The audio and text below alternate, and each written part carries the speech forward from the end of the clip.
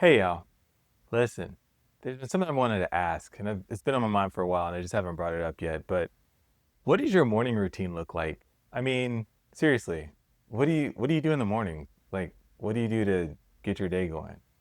If you've been in this space for any period of time at all, the morning is going to come up. You're going to have people talking about their mornings, getting things done in the morning routine, all that kind of stuff. So, what do you do? I even heard one person say that the way that your first 2 hours of the day goes sets up the whole rest of your day. Now, I've never had a chance to actually sit back and test it, but I thought it was interesting. But seriously, what do you do in the morning? I mean, there's so much you can do, and you'll hear about people talking about waking up early, waking up at 4 a.m. or 3 a.m. or 5 a.m., but just waking up early. And I think that's great. But the piece that no one ever talks about, nobody ever talks about, is what time are you going to bed? I mean, the two are tied together. It's difficult, if not impossible, to wake up early if you go to bed late and then be functional, if not effective, for the rest of the day. You got to go to bed early. That's what no one ever talks about. And I guess it's not sexy to say you go to bed at 7. Excuse me. You go to bed at 7 a.m. I mean, 7 p.m. or even 9.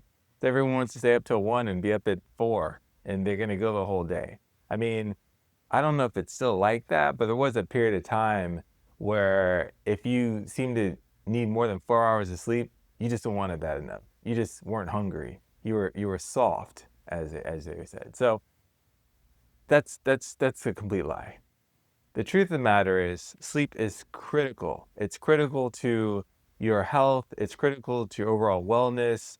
I know if I don't get enough sleep, all of a sudden I'm munchy. It really kills my whole um, eating, my whole hunger. It just messes me up completely. And I just don't feel centered and well as much. And sleep is where your body heals. It's where it restores. It's where all the recuperation takes place. It's happening when you sleep. So you want to make sure you get enough sleep. And the average adult, that's me and you, needs somewhere between 7 to 9 hours of sleep a night, every night.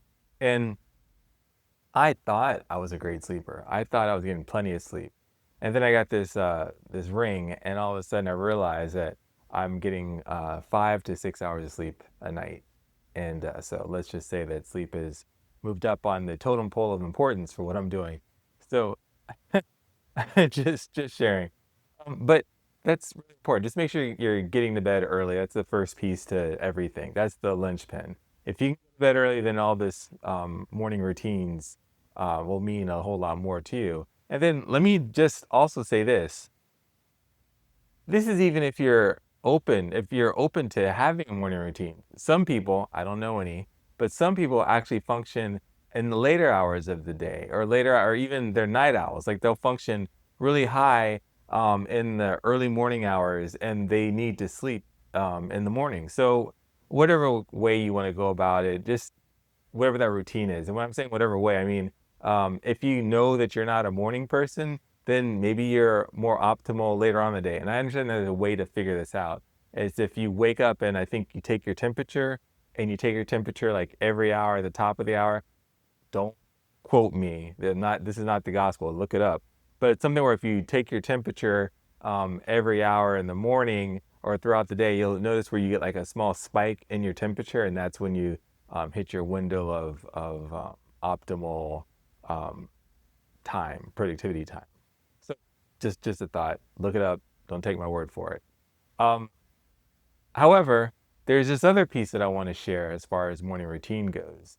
And there's this one creator that I follow, really successful, and he says he doesn't have like a morning routine. He wakes up early and he gets work done. And that's his routine. Like he gets work done. There's no meditation, no working out, no stretching, no reading books, no journaling, just getting it done, getting work done, get moving those big blocks out of the way. And that's the benefit of the morning. The benefit of doing things in the morning is that you can get when I say things, the important things, those things that are moving you closer to your goals, the benefit of doing that in the morning is that you get that out of the way. That way, the rest of the day doesn't hijack you from your goal. If you were to, and we'll keep on going back to it, if you were to work out and you put your workout at the end of the day, well, there's everything that could take place that would prevent you from working out that day. You've got deadlines at work. You need to pick up the kids.